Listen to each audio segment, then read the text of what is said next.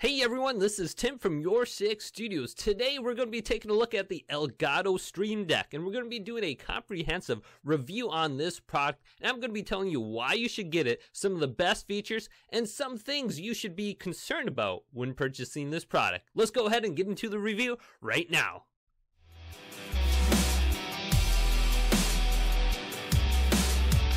Elgato Stream Deck definitely made a difference when I live stream. I love the ability to have sound bits at the touch of my finger, also the ability to create a clip on Twitch whenever I want. The reason why I bought the Elgato Stream Deck was because I was starting to get into streaming a little bit more serious, and I was running out of hotkey space on my keyboard. That's why I looked into the Elgato Stream Deck. It has 15 keys on the front where you can go ahead and manage your hotkeys and press a button, and it will switch to the scene that you want when you're using OBS, Streamlabs OBS, or XSplit. At any point in time you want to look at this product, the Elgato Stream Deck, on Amazon.com, I have a direct link in my description down below. Go ahead and check that out.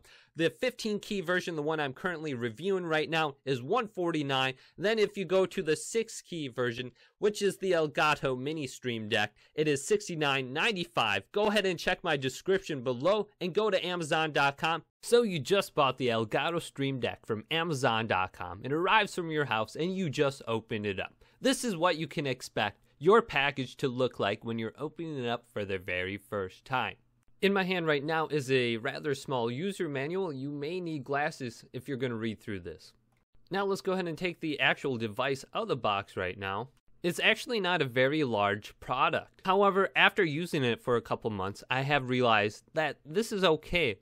My desk space is really starting to be cluttered, and it's nice to have this small product just tucked away in the side. In terms of how many shortcuts you can actually make with this device, there's 15 front panels. And those front buttons can become folders, which allows you to open up 15 more spaces. And this can go on and on and on, creating folders inside of folders. You can literally have an infinite amount of shortcut keys with this device. Besides all the shortcut keys you get with this device, you can adjust the stand that the Elgato Stream Deck actually sits on. Also, it's fully collapsible, and the Elgato Stream Deck does come off of it. Now, let's do a full 360 of the Elgato Stream Deck so you can see the back of it, and the front of it, and the sides. Also a cord. Just a side note for the cord, it's not very long. Now let's do a 360 with the stand itself. The stand doesn't look like much, but it is very convenient and does work. You can see the multiple notches in it where you can adjust the height. So that's the unboxing portion. Let's move into the face buttons on the Elgato Stream Deck.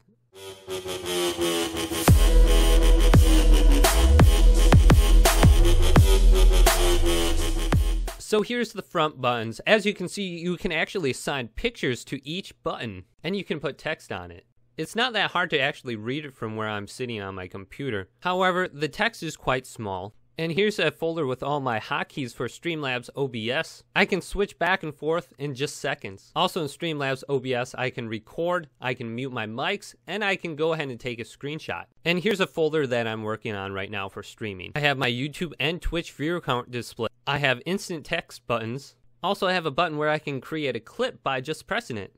And the button I just pressed is my YouTube dashboard. It pulls up a web browser. And in this folder, I have a bunch of sound bites. Now let's go into my other soundbite folder. I'm a guy who likes classic Duke Nukem, so I have a lot of sound bites in here from Duke Nukem. Things like, come get some, or who wants some? If I ever do anything cool on stream, I'll hit one of these buttons.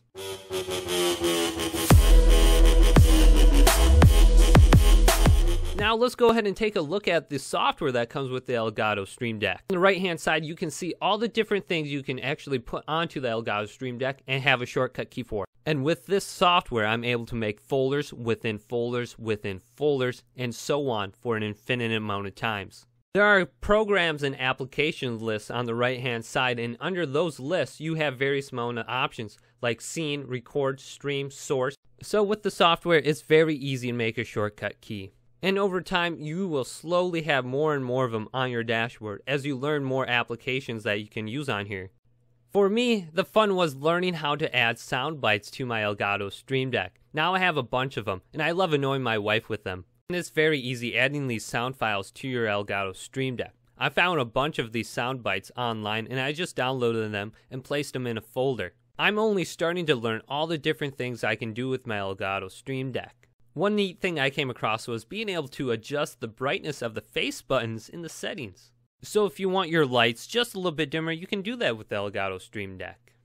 To further configure your workspace, you can go ahead and adjust the stand, making it higher or lower. And before you go live, you can send out a custom tweet. And this tweet can let everyone know that you're streaming right now. So your fans on Twitter can know when you're live and have a direct link to your live stream. Ooh, that's gotta hurt. 2 points of criticism for this device. As you can see, I'm trying to pull it towards me, and it's plugged in literally right by my foot here.